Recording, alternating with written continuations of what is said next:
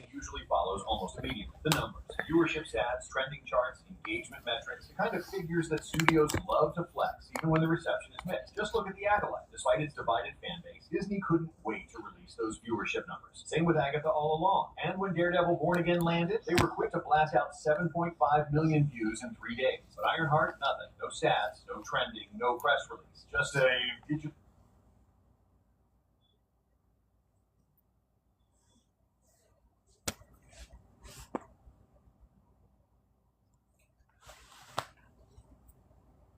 Are you looking to establish your business using an Hey, how you doing at your today? home?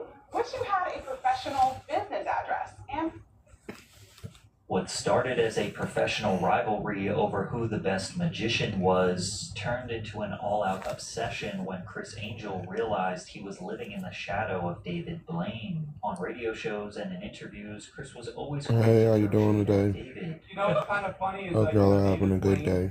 which, I give him a lot of credit for what he's doing, but it's Hope the month is going, starting off fairly well. Chris even dedicated an entire television segment to mocking Blaine, using a full hair and makeup team to transform himself into his arch nemesis to sell the joke. Years of tension kept building until Chris finally decided to confront David face-to-face backstage, and Blaine's response was more brutal than anything Chris Hey, how you could have doing today? imagined. David Blaine had a vision for Hope you're magic having that a good nobody day. else did at the time. Most magicians relied heavily on visual spectacles, stage sets, elaborate props, flashy costumes, and exaggerated theatrics designed to overwhelm the audience. David did the opposite. He wore plain clothes, was emotionless in the face, and gave small... No, people don't follow through or do. Stephen Chow, a former Fox I executive, mean, was chosen to if people are doing their job, how they...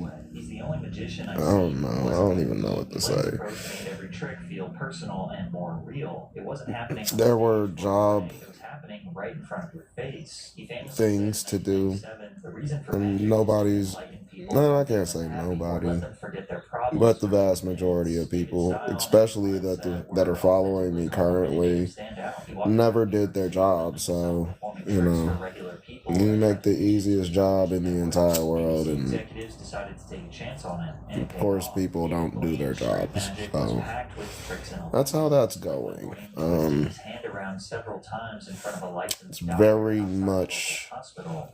depressing, honestly. The other way. Turn to the left. Yeah, more to the left. Just sit up straight. All right. Now move your foot back a little bit so you can see us. Twist your hand inwards a little bit. Like this.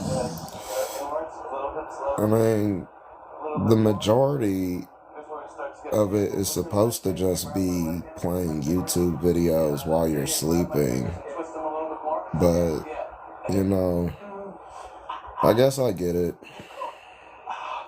Keep going. Ow. Keep going. A little bit more. Yeah, keep going. Ow. No. No, keep going. Keep pushing. Yeah, Keep going. I guess, Keep going.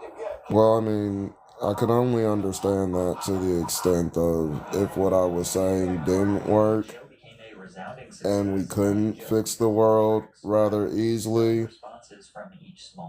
but I get it.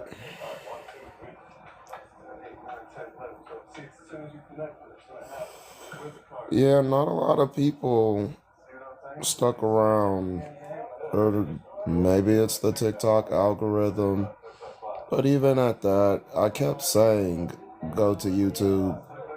So, you know, there's only so much I can do. I can only say and show. I can't force y'all to fix anything. I can just show y'all how easy it is to fix things. However, a lot of practicing magicians were not too fond of David. In a moment of bitter jealousy, Amy Ian, Yeah, magician and columnist that's, for the you know, Magic magazine, said his only skill is just kind of part of why it was a thing to where it was like if people wanted to stay on TikTok, there's certain ways to use TikTok in order to rig the algorithm in order to ensure that it stayed constant and consistent. But, you know, I get it.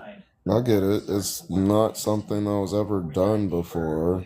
It was not something people really think about. It's still not something people really think about. Your sports betting So, needs. If sports betting is not yet available in your state, don't worry. You can still join in on all the fun with DraftKings Daily Fantasy yeah, Sports and have the I show understand that they've got odds on because every this is sport. not my life or my job, You're watching even more even exciting though it should have been my job. on in-progress I've events. been doing life things as well, like working and trying to just exist because people haven't been doing their jobs. Or use my promo code PAT. So I get it because I've had a lot of things going on as well, but I still I've been doing magic longer than did my best to make sure I found time to talk about paying attention, since it is the most realistic and simple way to go about fixing things, and that's really important.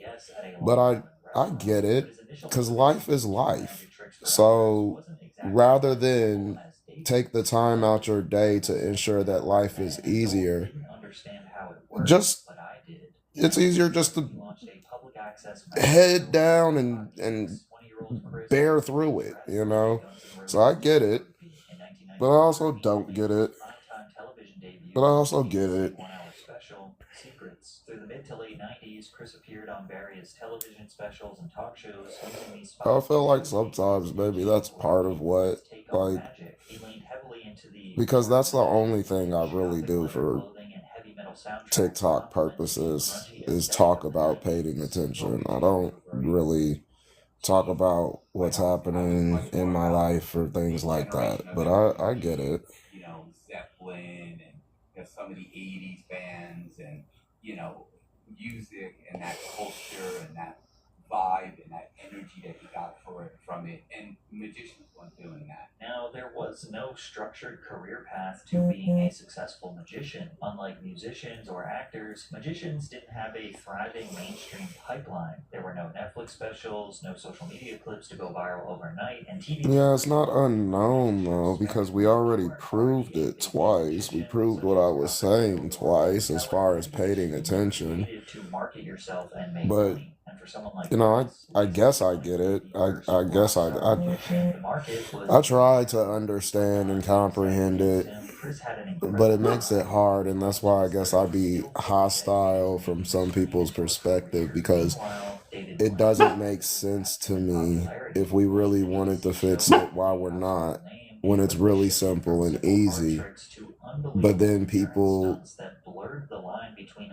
will support things blindly that will not change anything at all in any point in time. Definitely not during their lifetime. Things like being buried alive, which is a stunt Blaine dedicated to his idol, Houdini. We did 2 drops. The first drop, we had $1,000 from TikTok, and I dropped that. And it proved that cryptocurrency is supposed to be used, or can be used, to redistribute wealth. If you check Discord, like, y'all could find these things out yourself. As I've been said, I don't gatekeep anything. All the information is just pretty much just free access. I do have the course on Linktree that was $1.99. I'm probably just gonna make that free and then just call it on everything, because like maybe, I don't know, maybe when they bomb something here, people will finally decide to do something with it. But yeah, you could check Discord, because we did it twice. I had videos up on YouTube, but I was trying to remake them, and in me trying to do that, because this is not my job and I'm not a content creator, I'm just a person, really just a philosophical philosopher. You know, that wasn't easy, and then in it not being easy, it definitely wasn't done the correct way. So I had to, like, I deleted some of them and tried to re-upload the video, but I have to just remake another video. But I tried to make the video in like a content creator type of way, and that just did not work out, because that's not what I am. critics were silenced. There was no way to fake this. Whether you saw it on TV or in real life, you knew this guy was on a I could put in more effort to make it better, to be like a content creator thing. But I've been said since we started this, I'm not that, and I don't want to be that. Then almost immediately after Frozen in Time, Chris Angel performed a somewhat similar stunt. He spent 24 hours submerged in a tank of water, also in the middle of Times Square. Now at the time, Chris wasn't known for endurance feats. He was actually still promoting his theater show, Chris Angel Mind Freak, off-Broadway, and reviews were not so great. Though in interviews, Angel has poo-pooed the cheesy nature of standard magic shows, his disappearances, quick changes, and levitations are really standard Blackstone Copperfield stuff. A bit of a letdown considering the impressive costumes and postmodern flashiness. Chris's career was headed in the wrong direction, so is it fair to assume that he may have taken inspiration from the guy who was getting worldwide praise in the same field? In 2002, Chris put himself in handcuffs and shackles. It definitely wouldn't be as efficient as redistribution, and also you'd have to collect the funds from people rather than companies. Rather than making the same companies that are robbing us blind pay you back. However, even though Chris's challenge was physically demanding, it lacked the life or death edge that Blaine's challenges carried. In his post-stunt interview, Hey, how you doing? And full of excitement and energy. Then, in a moment, he is seemingly lifeless, being hauled into an ambulance. Thank you so much, everybody. Like I. Thank you very much. New York is the greatest place in the world. New York City rocks.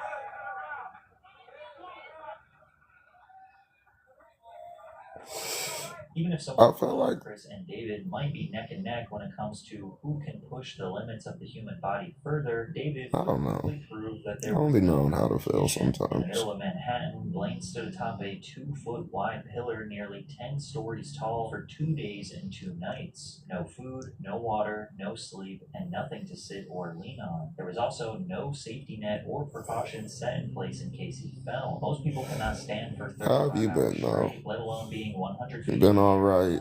How's your month going? 2003 stunt above the below, he'd be confined in a 3-foot by 7-foot by 7-foot transparent plexiglass block suspended 30 feet in the air in London. His goal was to stay in this box for over a month with no food, access to bathrooms, just enough resources to survive, and he lasted 44 days. One of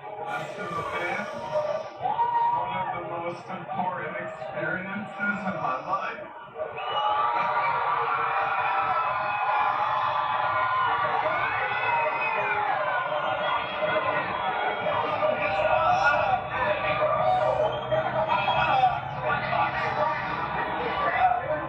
I'm born in that little box that I've had for years. With each new stunt, David Blaine proved he was not tricking people, but testing the body and spirit in front of millions. He wasn't just a magician, he was an artist, receiving worldwide recognition and praise. Interviews on mainstream talk shows, fans across the globe, and superstar girlfriends. Well, it's really just deciding on how I feel for the most part. And that's where I guess, or what I guess I mean, like I don't know how to feel, like I don't know how, like what to decide, like what feeling to decide on what to go with, to be like, okay, this is we'll go with this one, okay, well no, we'll go with that one, okay, no, we'll go with this one. It's like, right now, the feeling I want to feel is not feelings, it's just neutral, it's just blah, you know, it's gray. If that makes any sense. It's like I don't.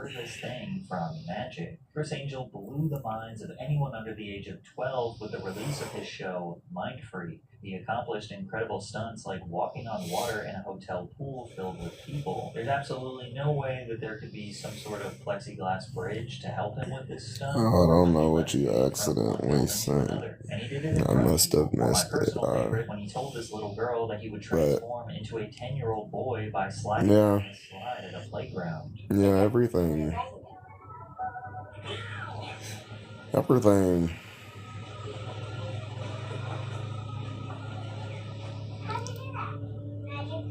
Chris Angel also consistently claimed that he could walk through solid objects, such as doors or closed windows. I've proven that a solid can pass through a solid. I demonstrated it literally when I passed through the store. I don't know.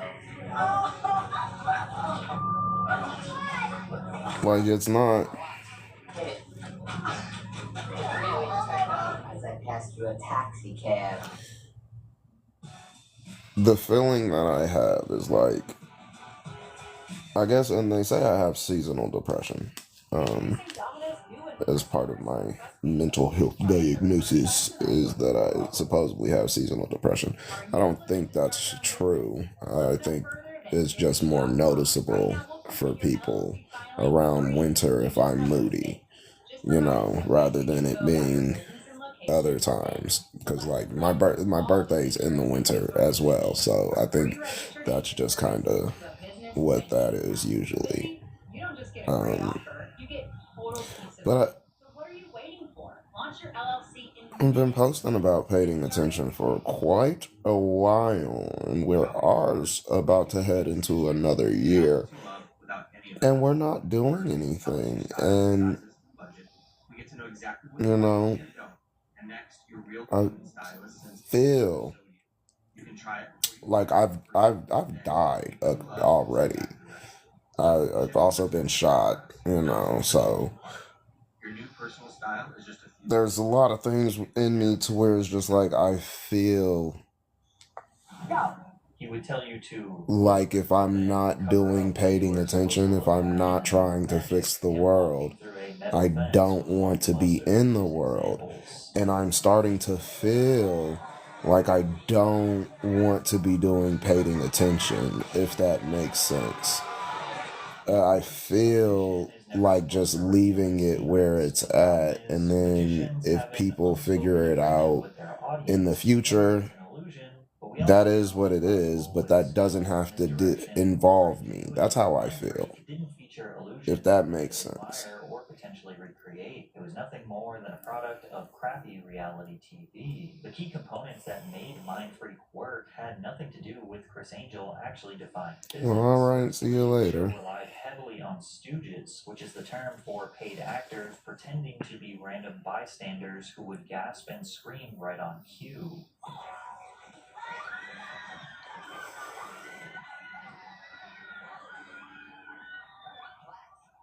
Camera effects did the rest. Strategic cuts, tricky angles, and edits that concealed wires, trapdoors, or entire set pieces. And sometimes these can be really interesting, like when he laid on this bed of nails and had an 8,000-pound truck rest on top of him. You know it's not real, but it does genuinely have you wondering how they did that. But they often got lazy. One of his favorite tricks was just putting a tarp over something and then making it disappear. It's such a wildly unimpressive stunt that is so easy to edit. It just leaves you to believe that the show was made for children. Like in this clip, yeah, puts a bike underneath a tarp, and that's really the wheel. Then in the next frame, the shape looks entirely where it's at as well. It's like between lifing and trying to push paying attention to actually realistically change the world. It's getting to the point where I don't want to do either. Not to say like I do anything crazy, but I don't feel like doing anything. And if people have a problem with it, it's not like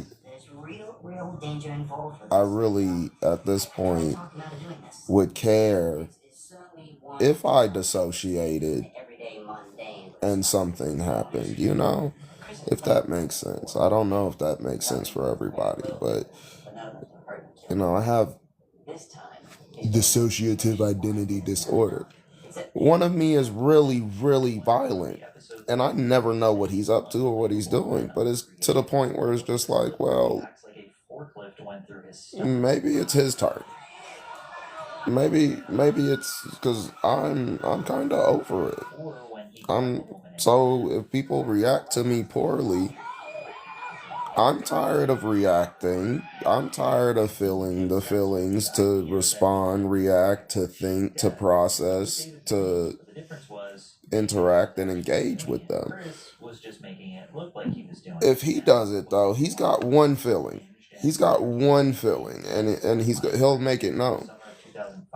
And if I just keep doing that, maybe eventually it'll just be a permanent The switch. biggest problem with the show was that Chris insisted so hard on presenting everything as authentic and real. Because when you hear him taunt and challenge David Blaine, it starts to make you think his ego got to his head. The beef started when Blaine attempted to break the world record for holding his breath underwater. The record at the time was just shy of 9 minutes. He could already do a few minutes easily, but his theory was that if he could spend 7 days submerged in a tank of water, his body would adapt to the conditions, and then he would remove the oxygen and escape from the tank slightly over 9 minutes to break the world record. After 7 days submerged in a tank at Lincoln Center, Blaine removed his breathing apparatus and attempted his escape. However, the movement of his body caused him to waste additional oxygen. He blacked out at 7 minutes 8 seconds and had to be saved, making the stunt a failure. Chris Angel took this moment to claim that David was copying his 24 hours underwater stunt from 2002. What the award thing? In water, right? It was like, It's like what? He's in a big goldfish bowl. Yeah. For what? It was 2 days, 3 no, days. it was a long day. The thing is, I did it already, and it's weird why You did it more spectacular. Whatever. You know, he's a good guy. I wish him the best. You could tell he had been waiting for a reason to call him out. You know what he's going through, and I just, for the life of me, I don't understand why he is doing something that's been done before. I don't know if he's running out of stuff. Now, the two stunts were very different. Chris did 24 hours underwater just to make a grand escape, whereas Blaine did 7 days. Plus, he was trying to break the record for holding one's breath. And Chris's 24-hour stunt came after Blaine's stunt, where he was encased in ice for over 2 days. It is wild for Chris to compare the one time he did an endurance feat to any of David's, but he didn't stop there. You know, just to cut to the chase, I respect David. You know, he is the creation of television and did a fantastic job doing what he does. I'm willing, and I've said this before, I think his biggest fear is me, because I'm the real deal. The guy who pretends he can fly and cut people in half for a living, who hires actors to react to it, and uses heavy special effects to create the illusion, calling himself the real deal, is bold. He also claimed that David talked badly about him in the press, and I looked extremely hard to find proof of that, but I could not. I'm going to put everything on the line because, you know, the truth of the matter is he talked a big game in the public about me. It was on the radio, and you know, but when it came down to it, we tried to. It's supposed to be an easy job, though, I'm just the type of person that, you know, because it's not complicated to play a YouTube video at night when you go to sleep. Even if you mute that guy or whatever, just to let the ad revenue stack up so somebody can redistribute the money each and every month. But you know, people don't like, oh, and then I'm talking to the wrong people too. Because we as adults in America, once we get out of school, there's no learning. There's no learning. So if you don't understand crypto, you don't know crypto, and you're an adult, I'm talking to a brick wall, because what you mean, how I'm supposed to move this way, huh? What? No, what is a trade? What? You want me to spend? You want me to buy something? Like, no, that's not what's happening. And it's people know so much, they're not willing to listen. So you can't, there's not really any wiggle room. So I'm really just talking to the wrong people. But the children have no way of getting paid out. They have no way of making the monies. They have no way of signing up for Coinbase or Robinhood or getting into, they could probably get into Phantom Wallet, but I'll digress on that one. But outside of that,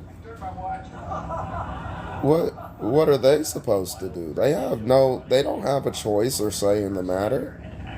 That's why I be so hostile in the videos, is because I'm like, if I'm talking to children, oh my god, children, animals, love them things. Adults, humans, not so much. Not my favorite thing. And it's because we have so much potential to be so much better than we are, and we're not. And that's my biggest gripe with humans.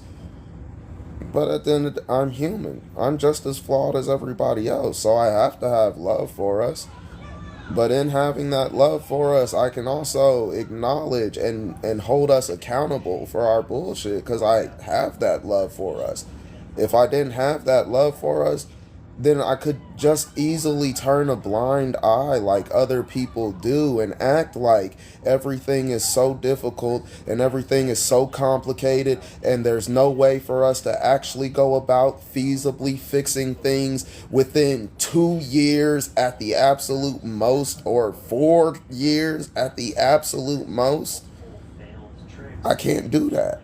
I have too much love for us in order to look at us and be like, oh yeah, it's just fucked up out there. There's nothing we can do. Oh yes, what we're doing currently with the legal system that they laid out is actually beneficial to us, even though it goes against the legal system that they put in, or like, it just be a lot. It'd be a lot sometimes. So it's just like, I don't say the things that I say from a place of hate or malice. I say them from a place of accountability.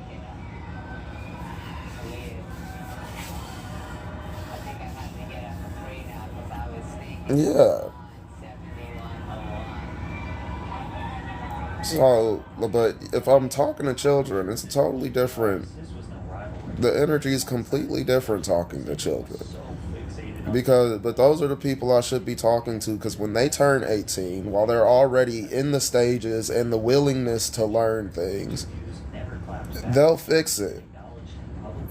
But talking to people who are already grown, I don't see it happening. And it's like, if that's the case, and I'm usually, and I hate to say it always sounds bad to say it, but I am usually right. And if I am correct, paying attention would be benefit better from me not being around than me being around. That's what would benefit adults.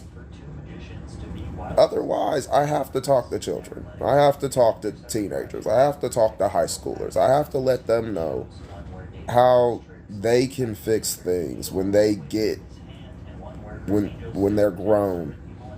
They both continue to have wildly successful Las Vegas live shows, but ultimately, after all this time, Chris Angel just could not get David Blaine out of his head. I mean, they can try to hold on to the power, but again, when people like to say it all the time, they be like, there's so many of us, there's only so many. And that's true. So the reality is they can't hold on to that power unless we let them. And we come up with a lot of excuses in order to let them hold on to that power.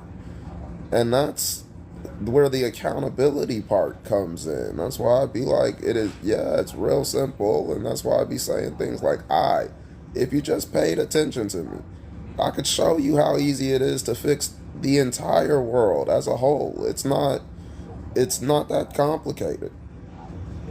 We just overcomplicate things.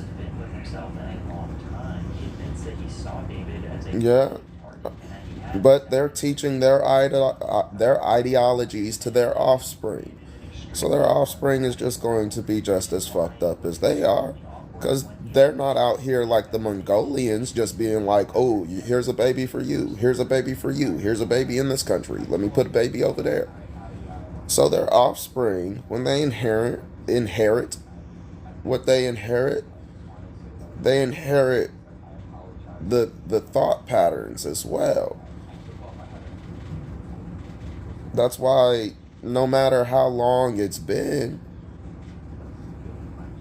there's been countless billionaires and millionaires that have passed away and passed along their things to their offspring. Their offspring, what they do with it.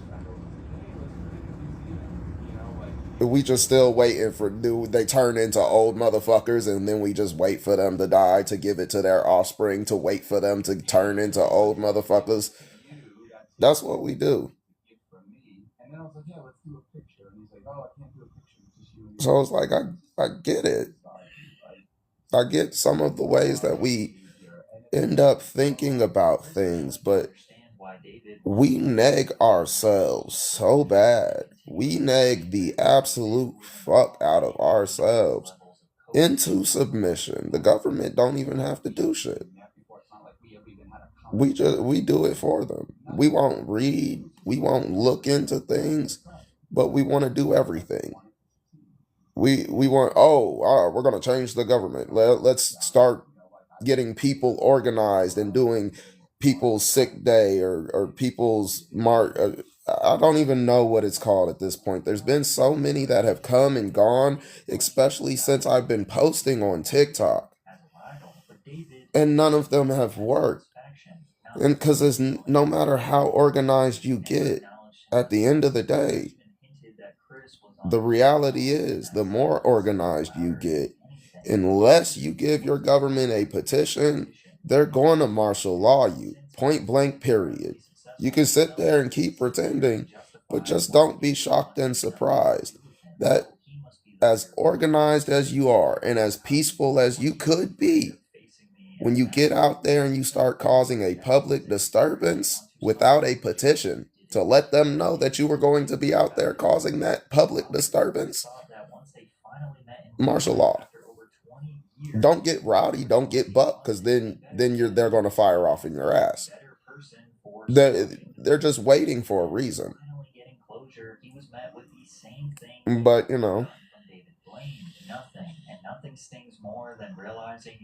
I digress. What if cleaning was as easy as flipping a switch? With HomeGlow, it is, and you save up to 60% on every cleaning. Cleaners on HomeGlow tackle it all, getting your bathroom spotless, making those count. I was watching this thing earlier about Ironheart, and one of the things that people were talking about, Ironheart is supposed to be like the new Iron Man. She's supposed to be smarter than him and all sorts of stuff. But it was like people said they didn't get to see like her backstory or anything like that, or like how to relate to that. Like, but what in the thing she's saying she's smarter than Tony Stark. So for one, I don't think there are any current humans on the planet that are as smart as the fictional character Tony Stark. But the point of me just saying that is just saying to convey or show a tortured genius in a position like they were trying to show her in the show.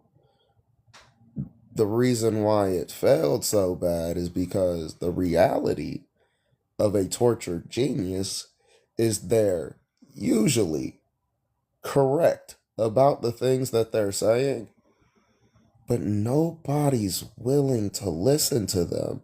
So they have to constantly defend and or just wait for people to figure it out themselves and or just be like, dang, okay.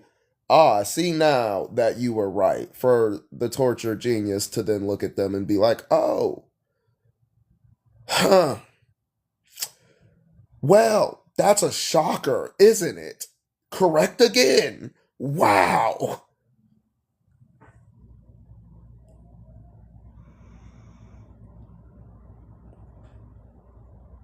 And it's not, and I don't think it stems from a thing to just being like,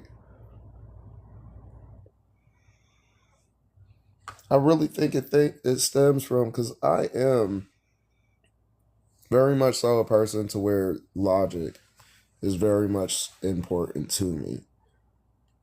And logic for me supersedes emotion. So even when I'm emotional, I will do my damnness to pause. And especially because I have dissociative identity disorder, I've spent a lot of my life having to pause and walk away from people who definitely didn't deserve me walking away and deserved whatever was going to happen to them to happen. But I wouldn't have deserved the repercussions of what would have happened to me after whatever happened to them. So I would have to pause, back up, walk away. And because of that, I think that had a drastic effect on my reasoning.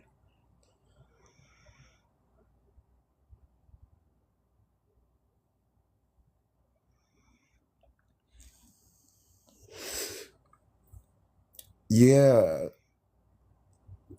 after everything that's happened, that's part of the reason I do feel though too, where it's just like, I don't really want to be doing painting attention. Like, I don't want to be doing the whole life thing for real. Because if there has to be a worse than our current predicaments and the past predicaments that have already occurred for people to play a YouTube video before they go to sleep at night so they can get paid,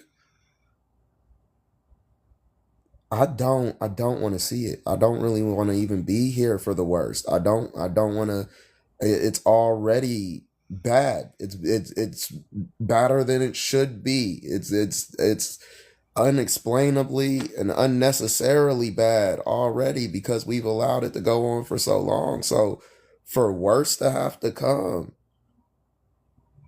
ooh, I don't. I don't want to have to be here and just people all around the country being sad and upset that a super well organized and curated event in order to protest against Donald Trump did absolutely nothing, and then people ended up getting injured and or killed at the event because something sparked off because they started to call martial law or they started to have police out there, and then that escalated, and then that escalated even further into I don't want to be here for that. I don't want to, I told you so. I don't want to,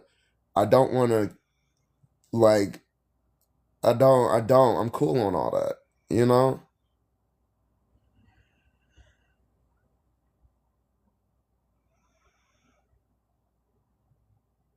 And if I'm here for an I told you so, people still won't listen. If I'm not here for it, people will listen. But the issue then will be finding the person to do it. Finding the person who is actually willing and being able to trust, that will be y'all's issue then. And I can't help with that. I can't help with that. If I'm not here, I can't help with that. But at least y'all will know a method. At least y'all will have the guideline.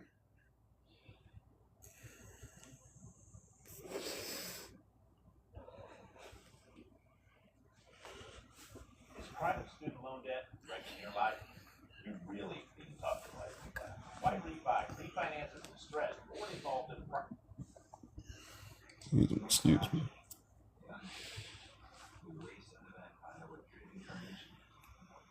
Hello everyone and welcome back to my channel, where I cover vampires, werewolves, and other supernatural creatures.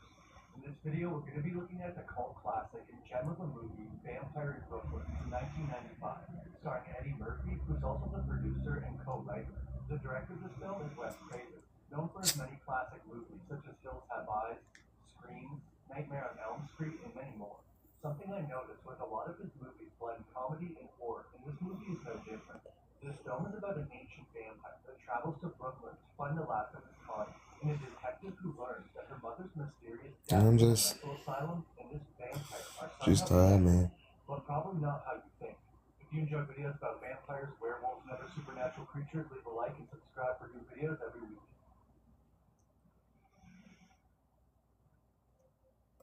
I feel like I put out a ton of energy. An exposition dump from the vampire.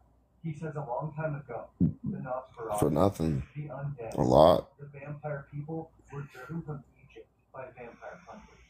Most vampires fled to the Carpathian Mountains, better known as Transylvania. Other vampires with better taste, such as himself, fled south through Africa and over the Atlantic Ocean to a hidden island deep in the Bermuda Triangle. There they lived for centuries, feeding on the blood of travelers. Yeah, maybe I'm too hostile. Maybe I've been too hostile about it. Maybe I should have been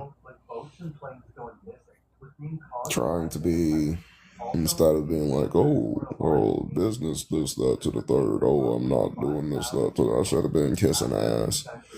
But it's just not who I am.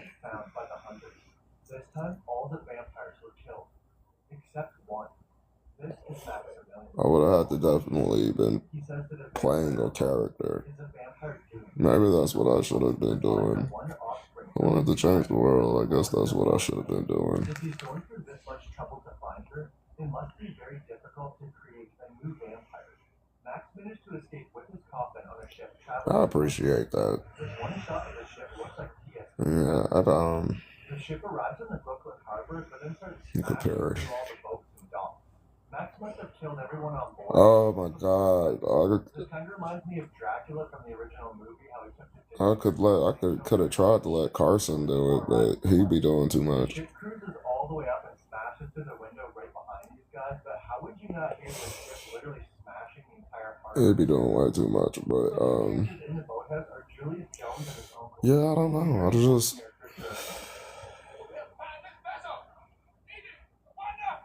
so disappointed in our species. Anybody's alive, and find that the entire crew has been murdered.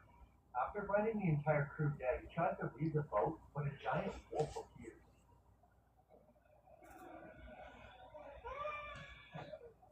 Lucky for him, the vampires probably already had his fill of blood and leaves the ship.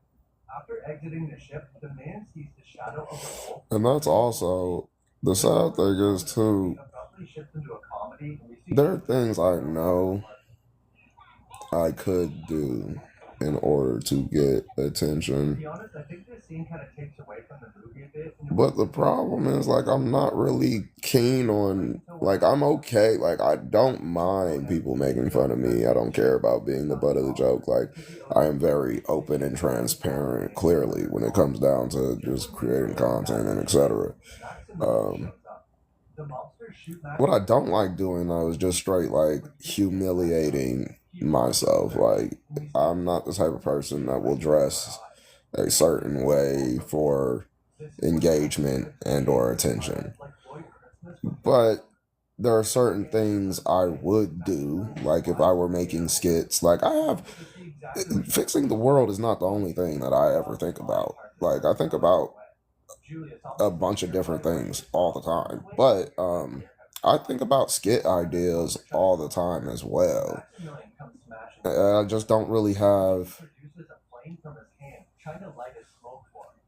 like, y'all see when I do kind of just make something with myself, I'm really just still in the same attire. I just might move my glasses or something like that.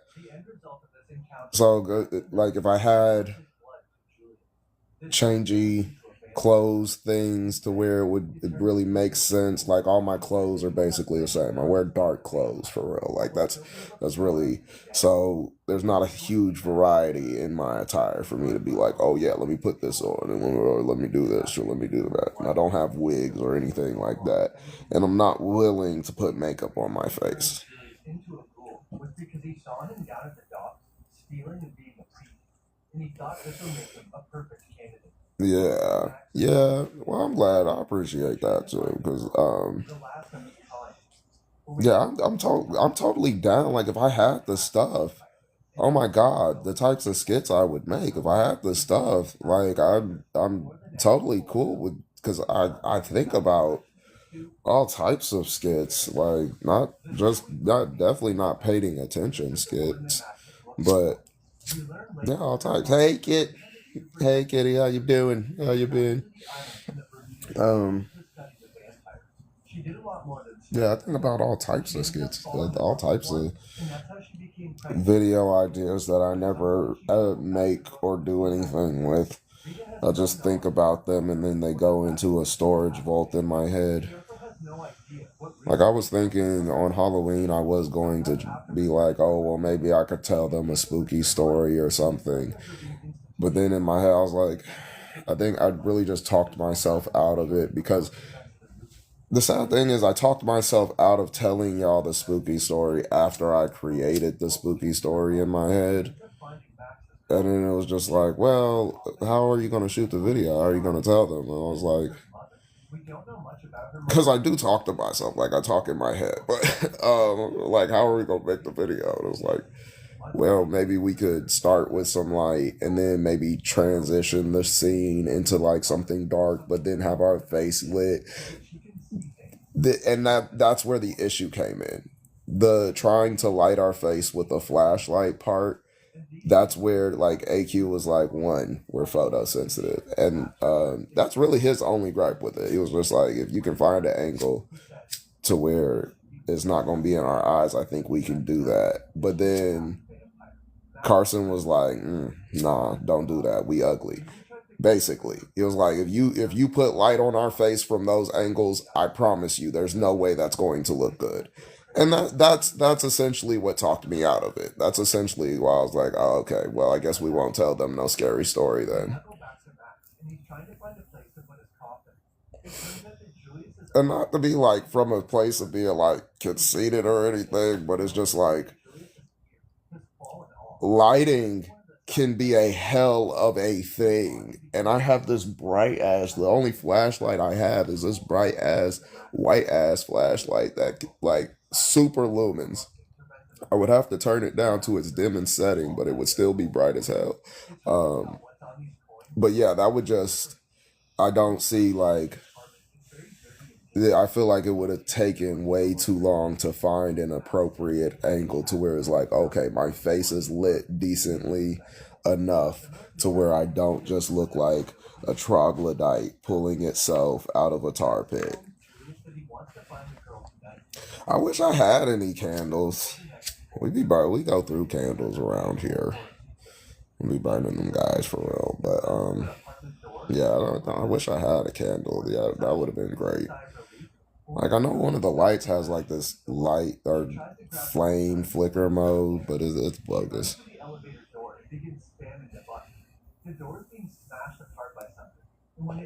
Oh my god, driving, oh my god, like,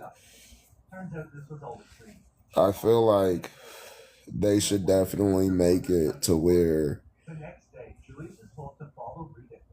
like, I saw some car that has like some type of directional light, like headlights.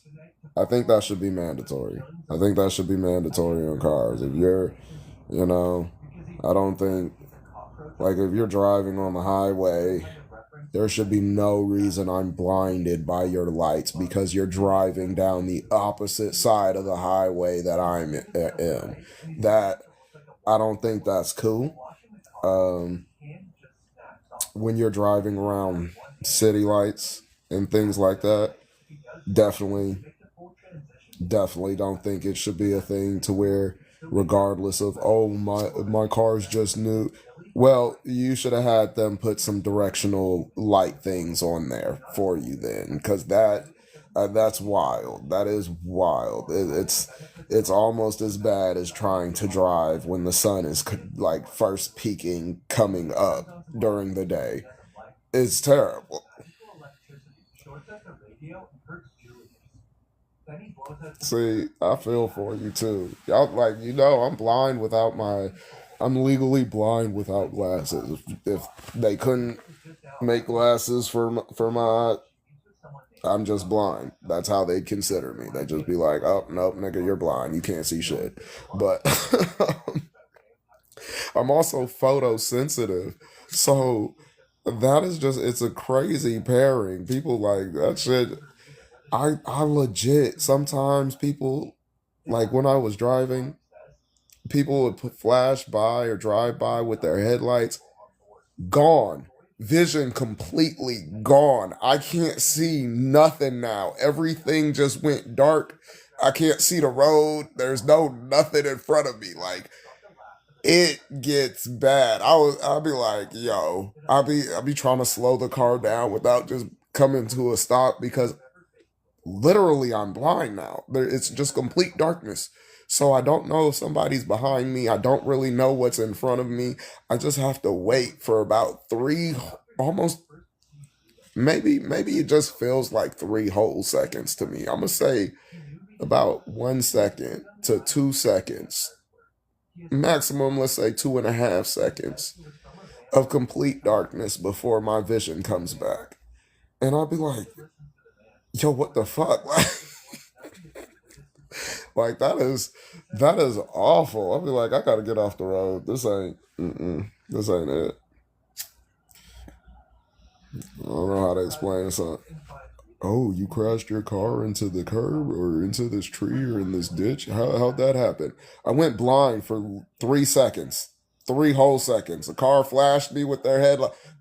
Blind. Couldn't see nothing. I wish it was spots. I low-key wish it was spot. It was just complete darkness. As soon as it flashed by me, boom, vision gone. Vision gone. It was almost like I dissociated. It was almost like it was. That's how it felt. Because except I was still in control. Like I could still feel everything. That's the only difference. But vision, nothing. Nothing. Absolutely nothing. And I guess maybe it's because I think it's because they swung by with their brights on, even though it wasn't really called for. So with me being photosensitive, like if had it been like a secession, like if I'm around too many police cars and or if I'm around like too many fire trucks or ambulances, I'll have a seizure. So that was like the first step of the seizure. So like if another one or if it came in succession, oh, oh my God, now I'm behind the wheel while I'm having a seizure. I don't mind explaining that crash. That one's a little bit easier to be like, yeah, that's clearly not my fault. You know.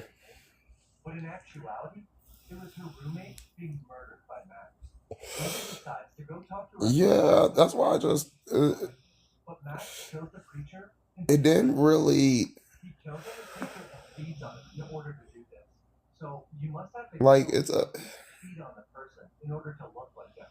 Later, Julius asks if he can show him how to do I don't know. Because when it doesn't really happen fast enough, like while driving, for it to occur. Like there's usually not a quick enough succession of the lights, even if they're just really bright, for it to trigger a seizure. But sometimes, if like at night and or early in the morning while it's still kind of dark, if a cop car or something like that is there while lights are sometimes then it's like, okay, let me, like I definitely need to, all right, like I have to look down and away until the cop car, like I have to squint until the cop car is kind of like finally gone, because I can't otherwise. Yeah, that's when it's like and I'll just be sometimes when they do that, I'll just be like, who the fuck gave them these bright ass motherfucking lights? Like, god damn, bitch. Like, and I be thinking to myself, like, how is that legal for real? Like, I understand you need to be noticed and you need to be seen. You have the sirens. I don't think your lights need to be that bright, because I'm pretty sure there's a good amount of people that are photosensitive that would trigger a seizure for. So I don't know. I don't get that. That's always been a little weird to me. Like, well, not weird, always been weird to me.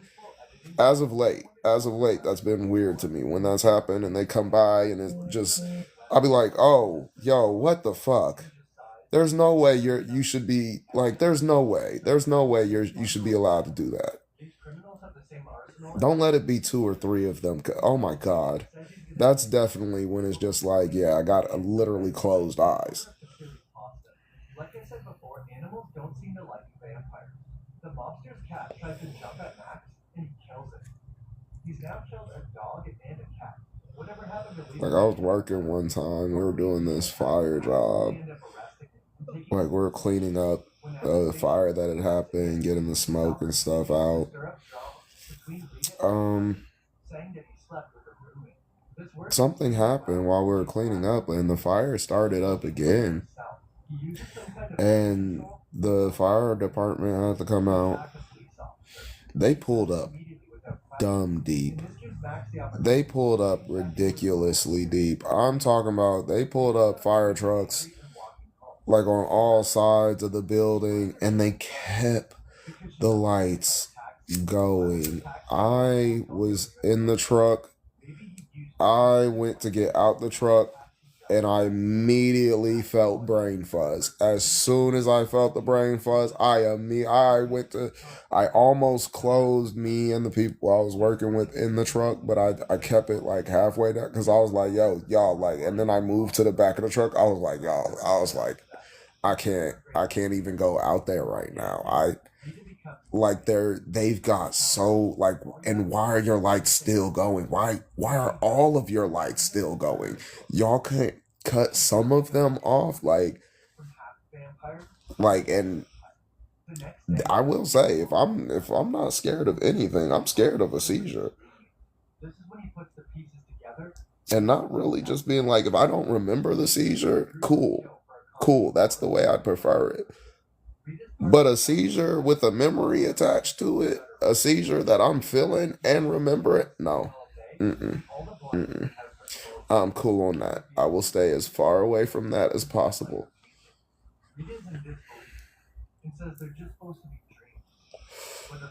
Like my landlord came over today and she was checking out the bathroom. She was like, oh, some of the bulbs are missing. I was like, oh, that's a me thing. Like it was way too bright in there with all the bulbs. And like there's 6 bulb sockets in the bathroom. I got it to where like there's 3. Cause it was way too much. It was way too much. She demands answers and wants to know what's going on. And he tells her that she's been given the gift of eternal life, but she doesn't want it. To try and persuade her, Max finally reveals that he was sent here by her father, and her father was a vampire.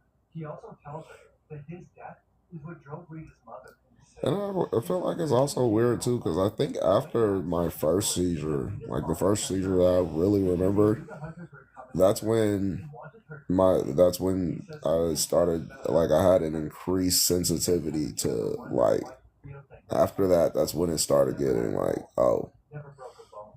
So half vampires don't have all the same abilities as a full vampire, but they do still have some. Max tries to convince her that she will be much happier as a vampire. Meanwhile, her partner goes to Dr. I'm not sure what really triggered my first seizure. Justice reveals another painting he found of Rita, embracing with Max. Psycho says that in order to save Rita, she cannot feed on blood, and Max must be killed before the next full moon. Can I just stop for a second to acknowledge the name, Detective Justice? It's a bit on the nose perhaps, but kind of funny I guess. Psycho gives Justice a special wooden dagger or stake to kill the vampire. Yeah, just Most likely a weapon that he brought from his native island. Justice I don't know what to really say or do at this point anymore, man, you know? But it terrifies her.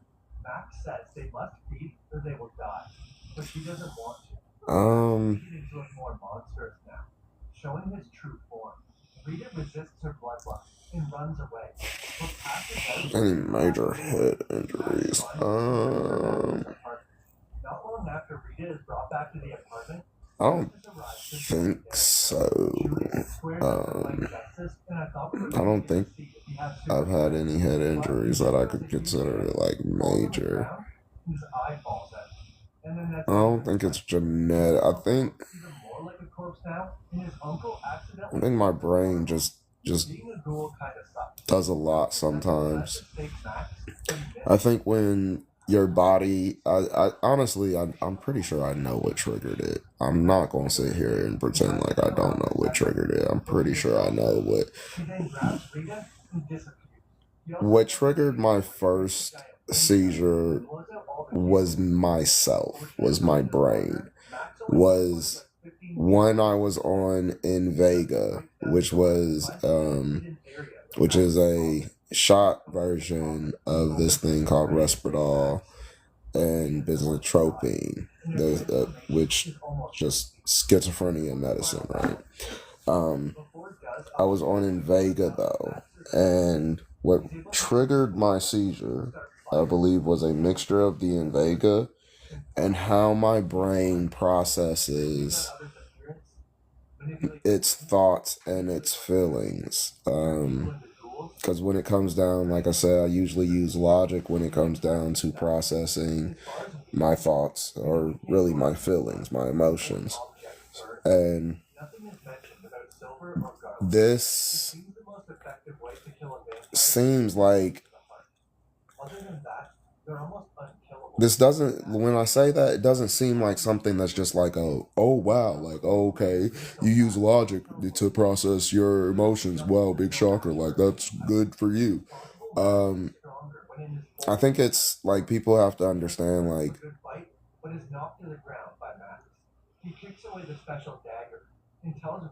your emotions are usually how you process about easily 90% of what you're doing. Easily 90% of what you're doing is usually being processed through your emotions. So, and your emotions can spark up, flare up any point in time, because people can make you feel, and it's not really some, like, people can make you feel, but we allow ourselves to let people have us in our feelings. But because of that, we can say people can make us feel some type of way. People can get us in our feelings. And it doesn't have to be something like intentional that they did. Sometimes they can do something and maybe it gives you a bad vibe or things like that, right? So, as somebody, then I'm just going to go ahead and start back referencing and saying that I am schizophrenic, since that's what I'm labeled as.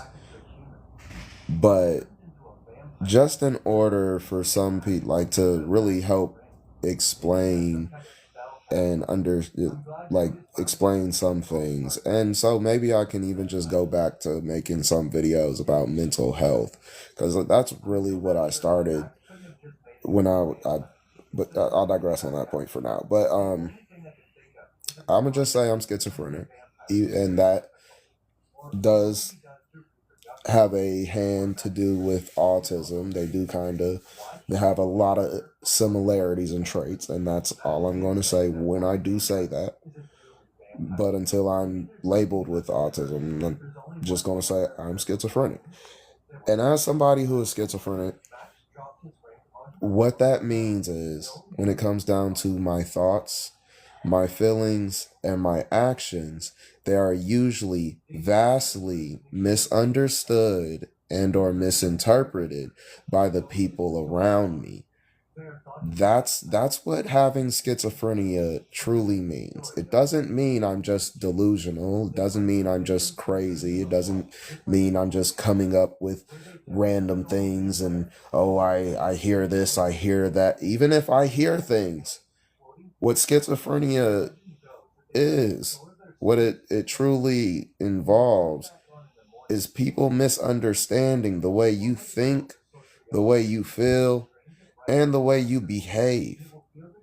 That is what schizophrenia is. The way we exist as a schizophrenic person, even if I am functioning extremely high in comparison to the schizophrenic people that the media show you, or the drug-induced schizophrenic people, the reality is I will always be misunderstood and miscomprehended by everybody around me because I don't connect things the way that y'all do. That's why I sometimes, even in videos, I'll be like, it's extremely important sometimes.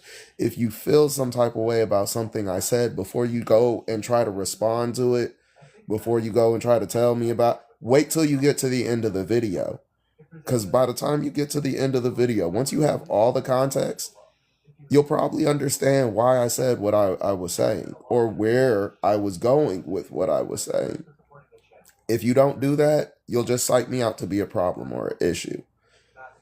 So, being schizophrenic and having to logic your way through your emotions when your emotions are guaranteed to be misunderstood, the way you think is guaranteed to be misunderstood, the way you act is guaranteed to be misunderstood. So you have to logic through all of your emotions throughout the day in order for you not to act out in a way that will be so vastly misunderstood and misinterpreted to where you will just be the absolute worst person in the room. This is where the schizophrenia then leads into dissociative identity disorder. Because when you're logicking your way through all these things, but you feel, the way you think, the way you act, the way you behave is drastically different than all the people around you. But you have to logic your way so you can react in manners that mimic theirs. Then your brain has to split. So now, taking all of this, what I just said, wrapping it back down to the seizure, I was hanging around some people that I really already knew I didn't care to be hanging around. One of the people that I was with, though, I have known that person since I was like 11 or 12 years old. This person was like a father figure to me. I never had a thought to worry about this person or feel like this person might have had any type of ill will towards me at all. But we were hanging out. I'm on in Vega. We might have been hitting a little. We're hanging out. I'm on in Vega.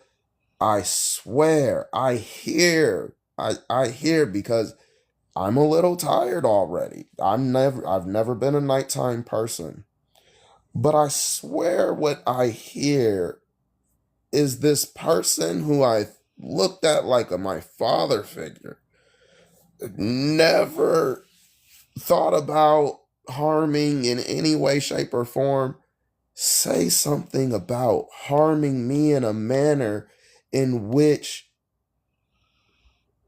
you would be trying to take advantage of me, not just sneaking, but you plotted, like you were waiting, like this is like you were going to do something to me and I wasn't supposed to hear it or catch it, or maybe you were making a joke about it, but like maybe I wasn't supposed to hear it or feel no type of way about it. But I heard it. And I'm in my head, and now we're having a discussion.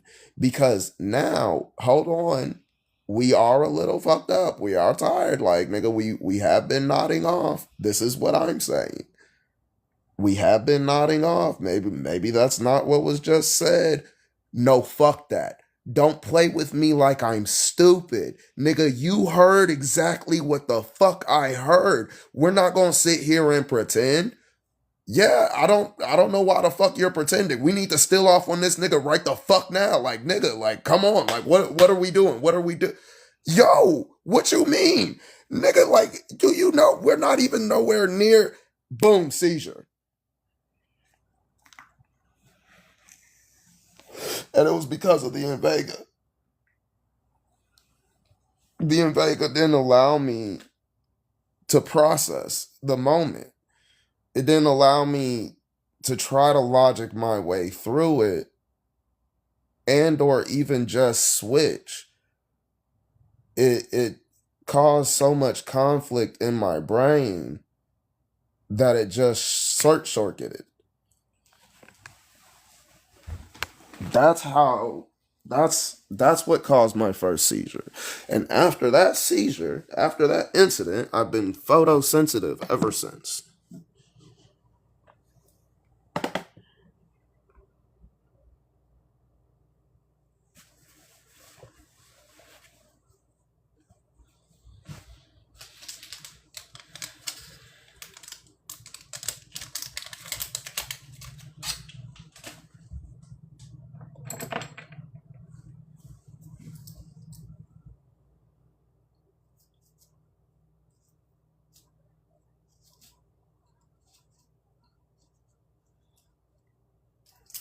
That's honestly what made me decide to also come off of the Invega. It wasn't necessarily the seizure. It was that on Invega, I knew I couldn't trust the people around me. And on Invega, I knew there wasn't a whole lot I could really do.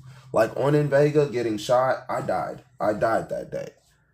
Off Invega, yeah, I got shot, but I beat 4 people up, and they fucking had to leave me because there was nothing else they could really do. They had to make a decision. Can't beat his ass. Realistically, he kind of deserves his life at this point. He got shot 3 times. He whooped all 4 of our asses. Yeah, it's time to go. Can't do that on Invega. Can't switch into BAM on Invega.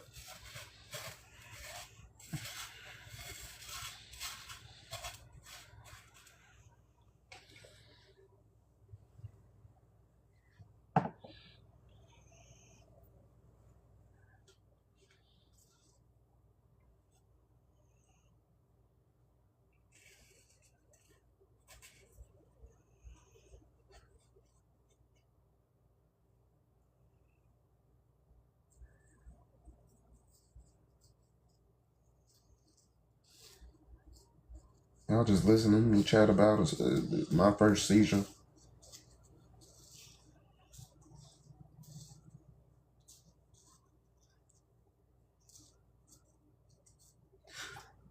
Oh, and I guess I said all of that to say, so I don't think it runs in my family. Unless it is a mental health thing, because my mom is like she's not schizophrenic, but she's definitely bipolar. She definitely, I'm pretty sure she dissociates, but she dissociates when she drinks. I dissociate sober, so I don't know. I feel like that's a slight difference.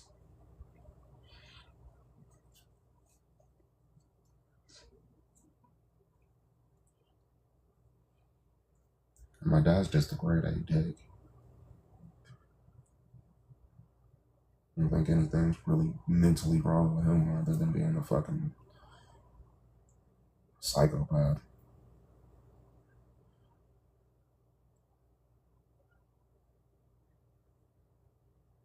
Yeah, I don't even think he's really a narcissist. I think he's really a psychopath.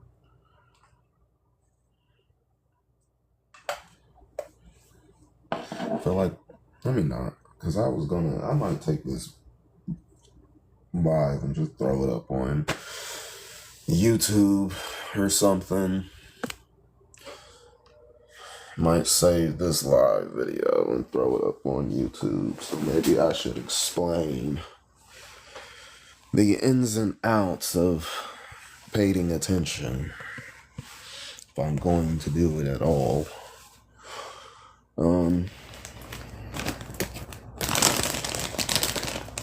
Paying attention is just turning your... Oh, well, maybe I should wait until I'm off of this guy. Once I'm off of this guy, then we'll do it that way. That way it can segue its way into me talking about paying attention. That people can be like, oh, look, it's a new YouTube video. Let me scroll here. Oh, look, there it is. Okay, here's some information about paying attention. I really tried to explain everything in that YouTube video, though. I was trying to explain how paying attention segues into video petition, and that segues into lazy protest, and how that segues into one change, but then how all of that segues into a new religion, and how that really sets in stone the change. Because you start the change with the video petition and the lazy protest, because y'all could change things. Y'all could skip. Well, no, you really shouldn't, because y'all should make sure that you have some type of income, regardless of whatever job you're working. You should have some type of passive income, especially if you're going to do a lazy protest.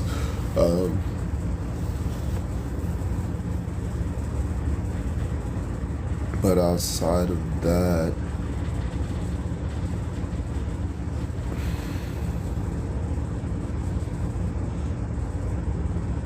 well, yeah, never mind. I was going to say something different, but honestly, I just made what I was going to say obsolete by saying what I just said, because you can't really, well, you could still do the video petition, but you could do a video petition for things like No King's Day. That's the new one, right? That's the No King's Day march or group or collective.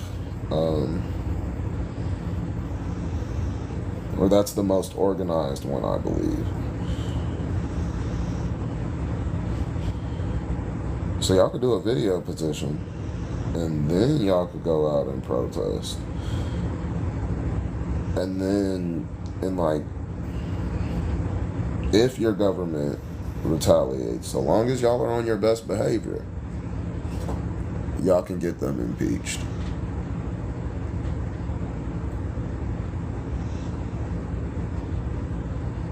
So y'all can do it that way, you know. There's, like I said, there's multiple ways to skin a cat. I mean, y'all don't have to do a video petition. Y'all could just do a regular petition. Y'all just have to find it, sign it, and then follow through with the consequences. But just realistically, protesting, not a very consequence, you know? Not a very, ooh, you're in trouble now, government type of move. So there's that.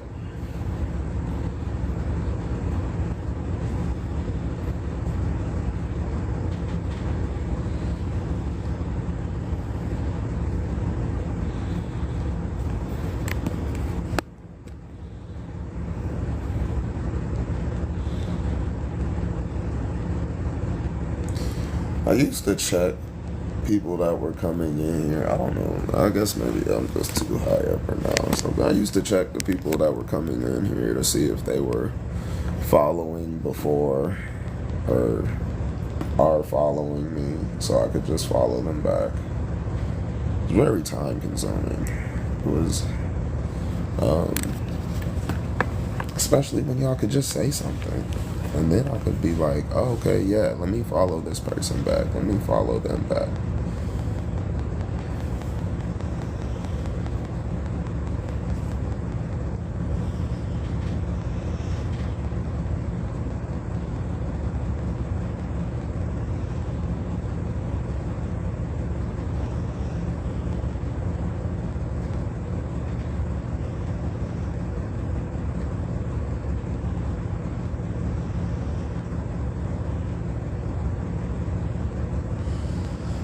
Oh, well, I hope y'all have a good night.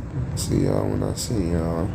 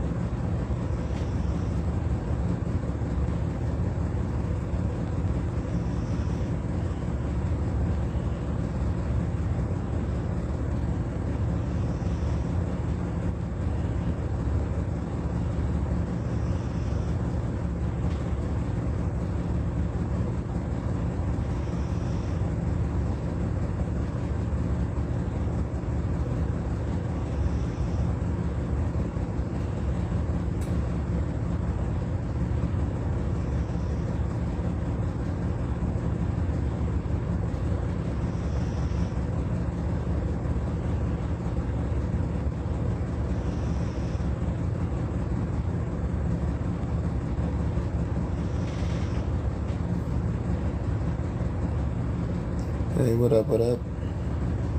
Hopefully you're having a good day. Good start to your month.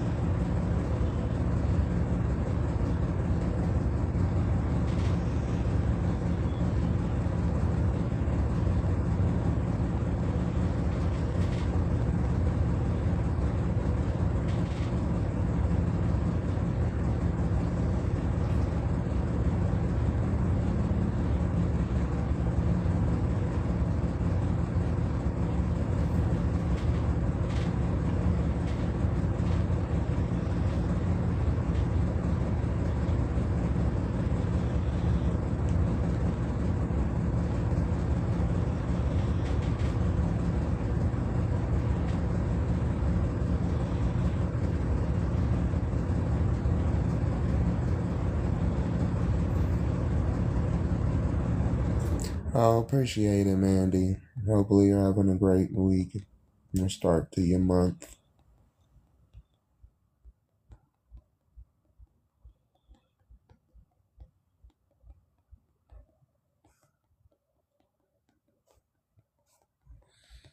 Shopping is hard. Make it easy with Stitcher. How have you been? You love without any of the hassle. First, tell us your style, size it. History facts. Better wrong.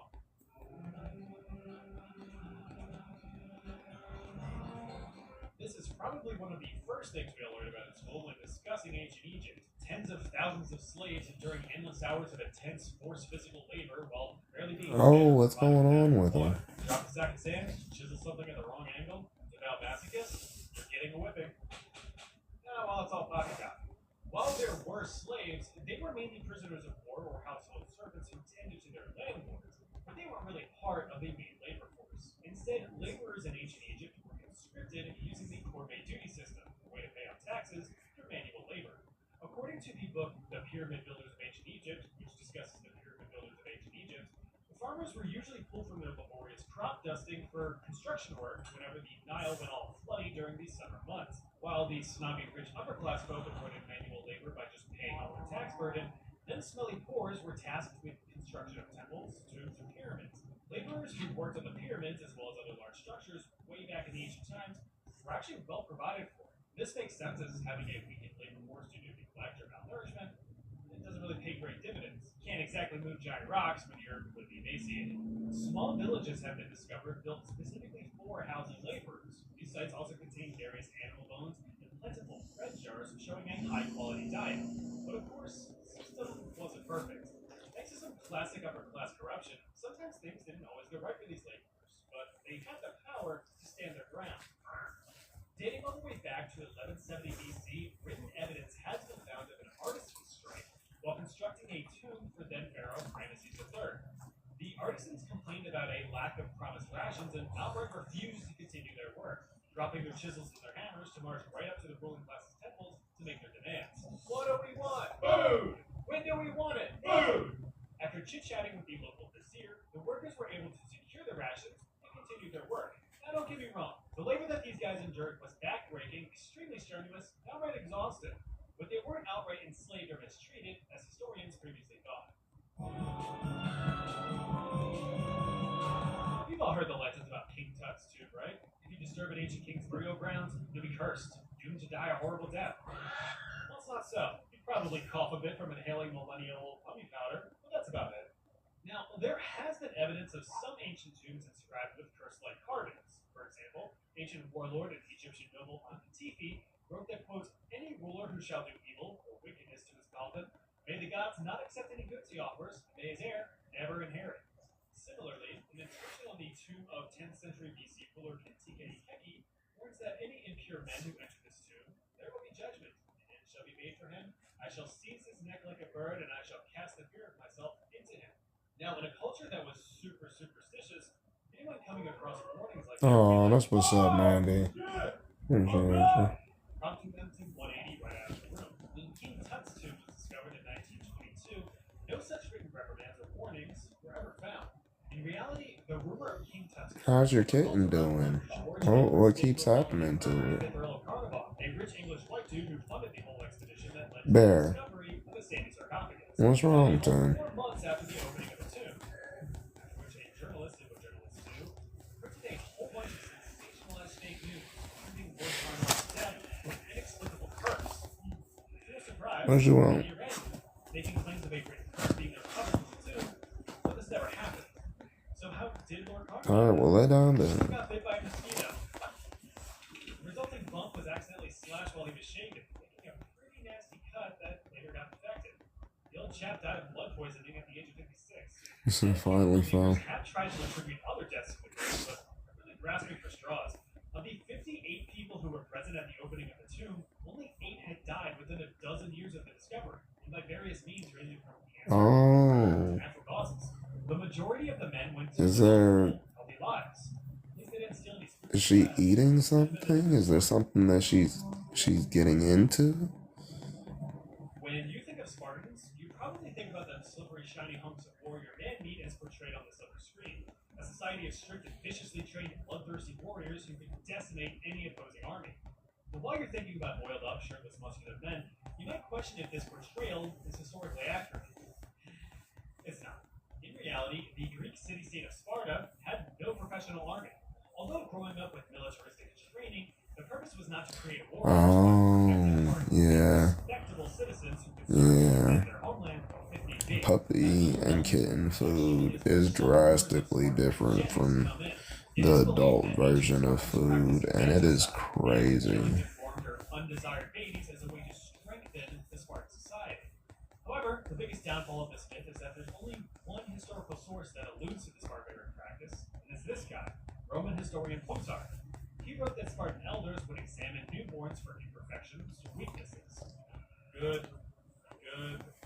bad, good. Yeah, it sucks.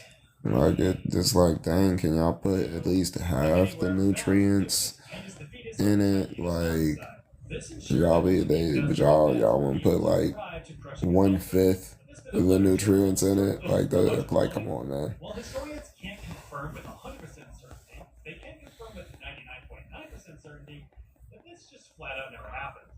Excavations around the proposed baby hugging sites have failed to present any supporting evidence. There have been a few adult remains discovered, but no teeny tiny toddler tibias were ever among them. If you needed more convincing, Plutarch's writings date some 600 years after the great Spartan civilization.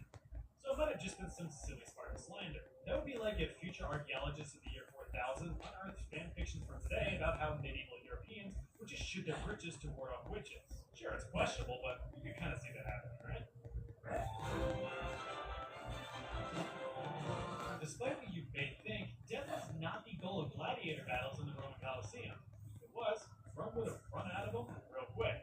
Now keep in mind that the Colosseum was Oh, that's what's up. for 100 years, hosting a plethora of different events ranging from gladiator battles to Roman criminal Hopefully that helps. naval battle reenactments with the entire Colosseum being flooded. Pretty wild, right? Well, gladiator battles were basically the equivalent of today's UFC or boxing matches, just with swords and spears instead of fists. These fights were spectacles of sport, and the gladiators were the athletes.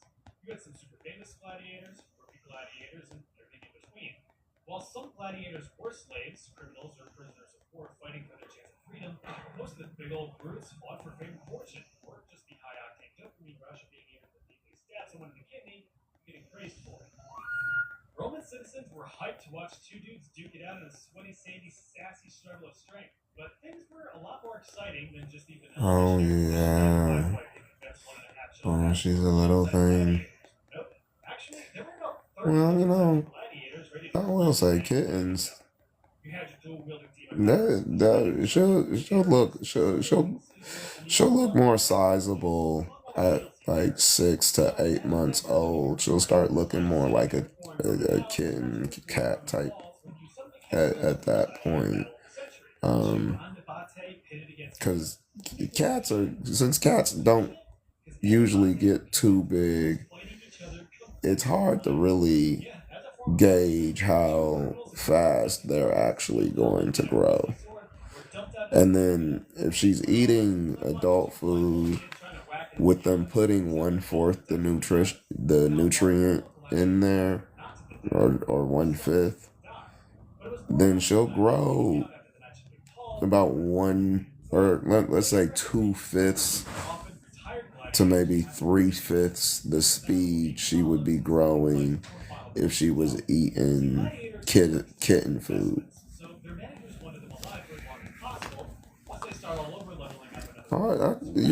You're doing great. No, you're doing great. You're doing a wonderful job. I can guarantee it. Don't stress yourself too much. But that's why I said the thing about the nutrients in the food. It is drastically different. So that is more than likely the part of the culprit when it comes down to her stool. But if you're worried about the size, that'll definitely play a factor into things. That definitely affects their speed of growth.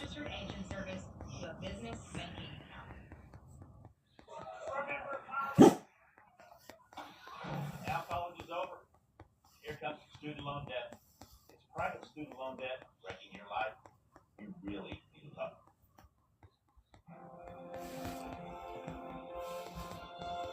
Ancient myths are tough for modern historians to interpret. Oh yeah, I love animals, and I'll be watching the videos that you have up of her sometimes when they come on my page, and I'll repost them. And yeah, I love animals. I love animals. So I know a lot of different stuff and things about our fuzzy friends, and I've also had to raise a couple different litters of puppies. So it's almost just like when they're babies, you can see who is a runt, but if you can feed them enough in the time span, they don't have to be the runt. That's what I've learned when it comes down to stuff and things like that. So when it comes down to our fuzzy friends, their rate of growth is highly dependent upon the amount of nutrients they're able to consume and the type of nutrients that they're able to consume. When he did get back, Nero actually funded relief efforts and opened up private gardens and other structures for shelter to those affected. Despite these efforts, Nero still came under scrutiny from the nobles who hated him, claiming that he should have responded sooner and provided more assistance. Freaking Nero, dude. I bet my scorched ass cheeks he started that fire himself. Yeah, you're right. He probably did. Yeah. He was literally miles away in another city.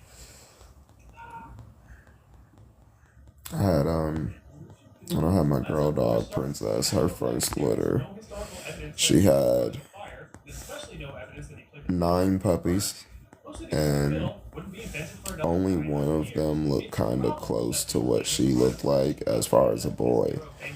But he got named Bam. He was not very big. He was not but he wasn't the smallest. He wasn't the runt, but he wasn't the biggest boy at all by any means. The biggest boy was this one called Shrek. Bam was maybe like 4 out of 5 boys. But because I liked the way he looked out of all of them, I used to take him and not just give him extra milk, because we had bottle feed them sometimes, especially got to a point there's 9 Great Dane puppies trying to suckle on their mama. She's over it. She's cool on it, So we had to bottle feed them anyway. But in me doing that, there were times I'd take them to my room and I'd bottle feed him. And then I'd have him in there exercise. I would legit hold my fingers up for him to put his paws around and then have him do little puppy pull-ups. And it helped him. He got strong. He got big, bro.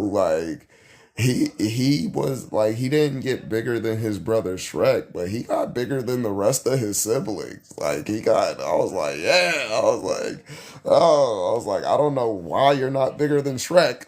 Shrek just, but Shrek was, he would just lay around. Like Shrek was the type of dog. I'm eating and I'm going to sleep. Like I'm eating and I'm going straight to sleep. I'm not doing nothing else. But he was not to be trifled with. Like his brothers knew, you play with Shrek. You don't try him though. Cause if he has to get up, it's gonna be your problem. He's gonna make sure it is your problem if he has to get up. So, but Shrek was really cool. He was a really chill dude. He just wanted to lay around and be lazy. But I just could not get Bam to outgrow him.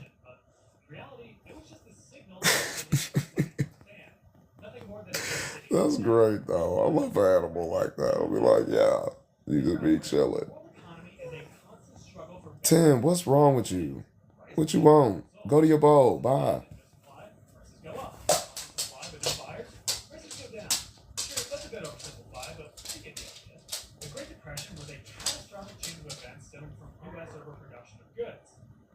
What?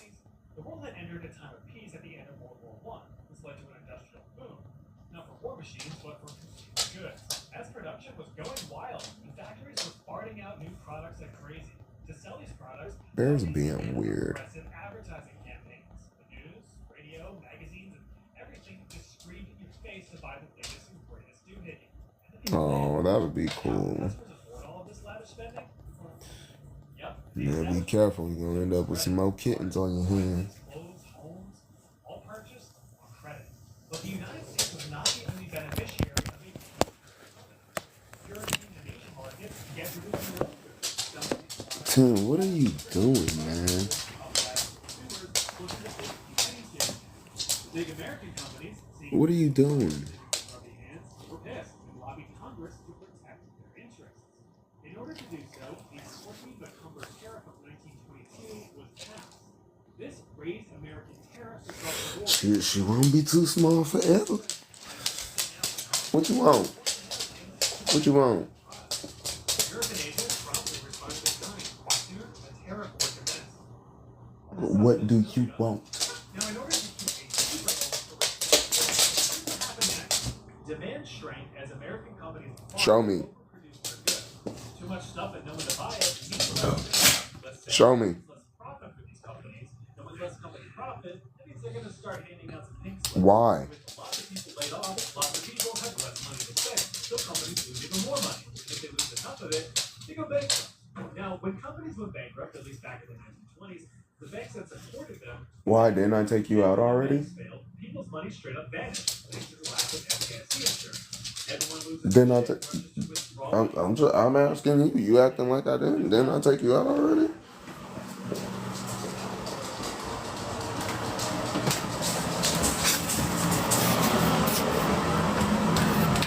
Let me kneel for a second.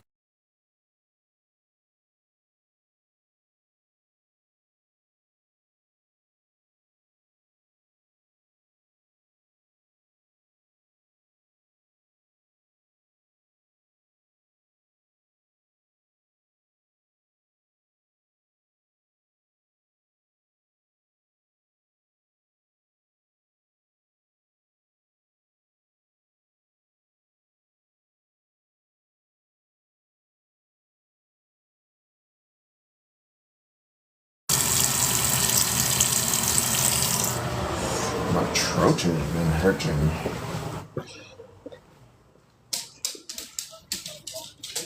Sugar, rubber, and lumber lost their biggest customers, thus most of their money impacting. Is there something over here you need to show me? Without doubt, one of the worst economic disasters of the modern age.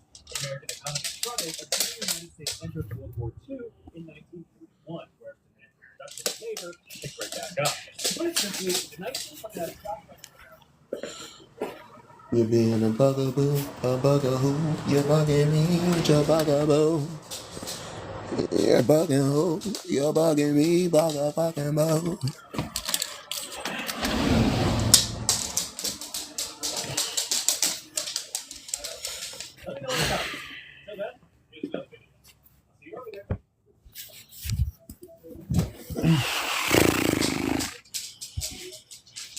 And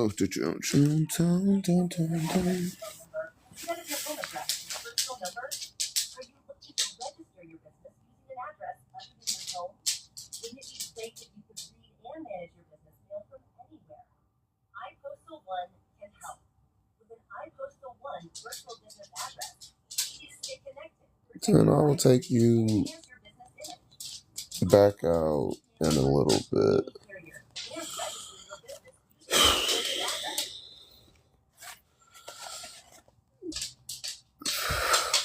Excuse.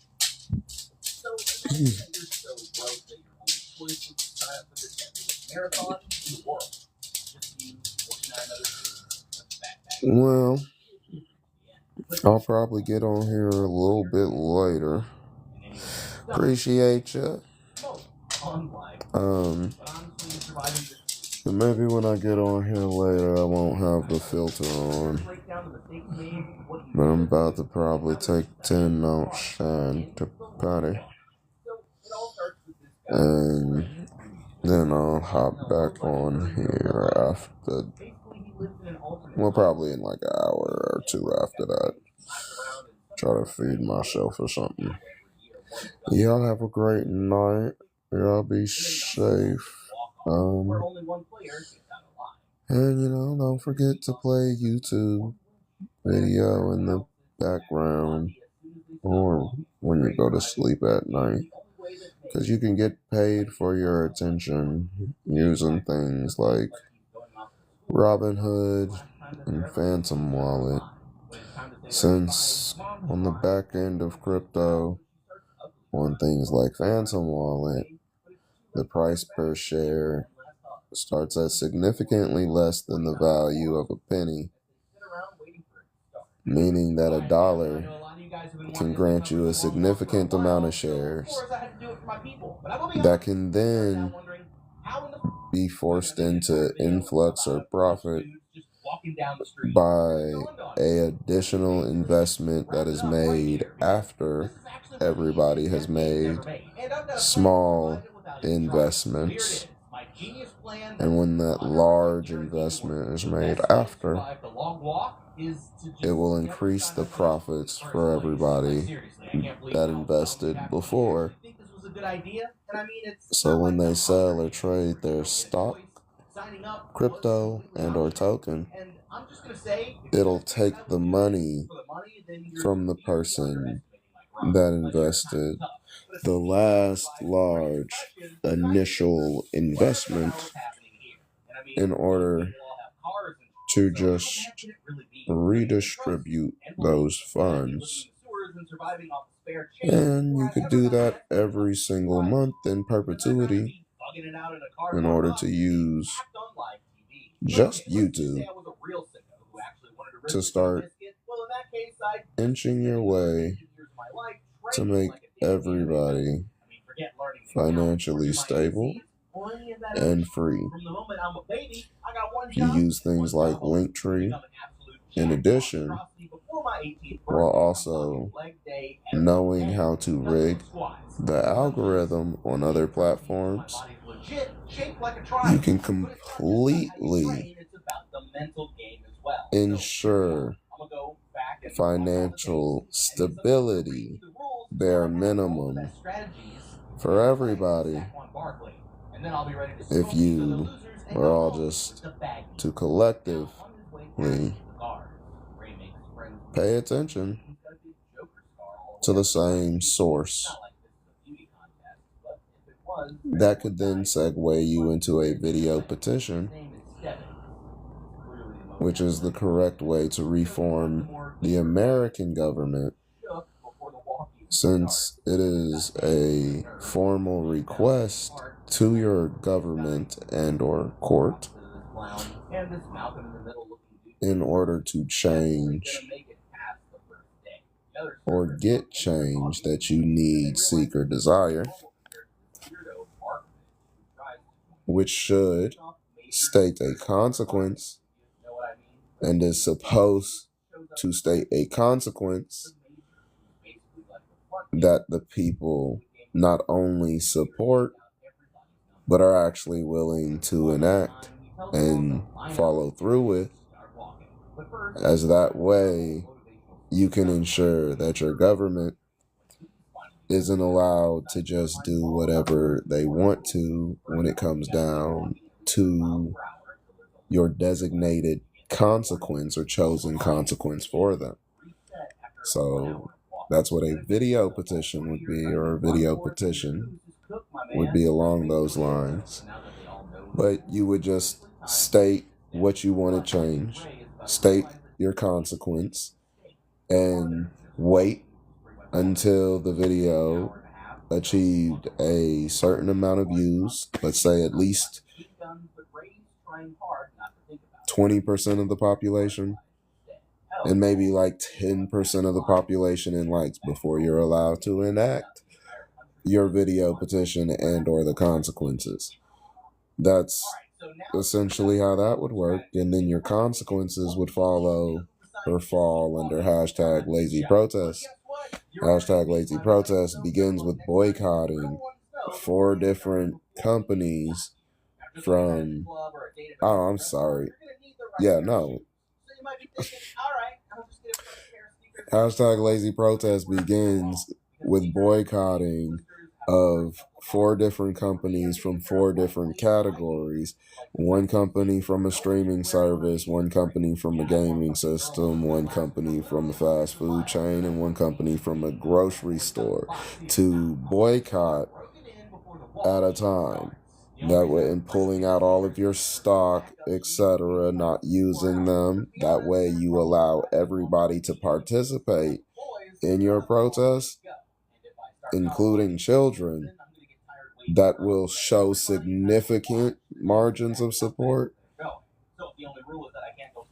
with the addition of, if nothing has been done, especially after your first boycott has started, the following month, starting the boycott of things like your rent, your water bill, and your electricity, and telling the government if they're not going to fix those things, then you're not going to pay. You as the country, you as the citizen are not going to pay, but you let them know that in the petition.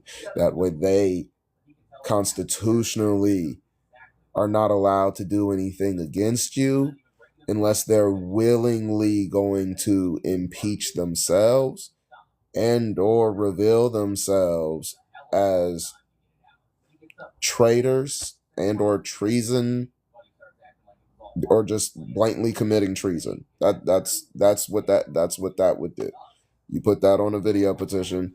Hey, if you're not going to do anything about the things that we just asked you to do in this video petition by this date, we're going to start boycotting this streaming service, this gaming system, this grocery store, and this fast food chain.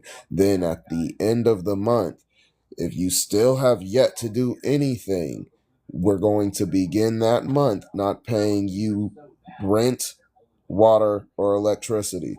So please, if you're not going to change these things, understand these are the actions that we are going to take out and or pursue as retribution. So you are not allowed to come to our homes. You're not allowed to turn anything off. You're not allowed to impose against us in any way, shape, or form. As if you're not going to change these things, these are the repercussions of your actions, as we as the American citizens are asking and are done begging you to fix this, that, this, that, this, that, this, that, and this, that. So now understand, since we now understand how petitions are supposed to work, this is what we want changed. Please change it. If you don't change it by this date, we're going to start the small form boycotting of a gaming system, a streaming service, a fast food place, and a grocery store. If you think that we're playing, by the end of that month, the beginning of the new month, We're not going to pay rent. We're not going to pay water. We're not going to pay electricity. And you're going to keep all of those things on. If not, every last person in the government needs to step down. And if you come to our homes, understand we have a constitutional obligation and or right to protect ourselves from terrorists, foreign or domestic. So if you're not going to do what we asked and you try to go against the repercussions of you ignoring us again, you will reveal yourselves as traitors. You will reveal yourselves as terrorists because you will be committing blatant acts of treason. That's how that works. So,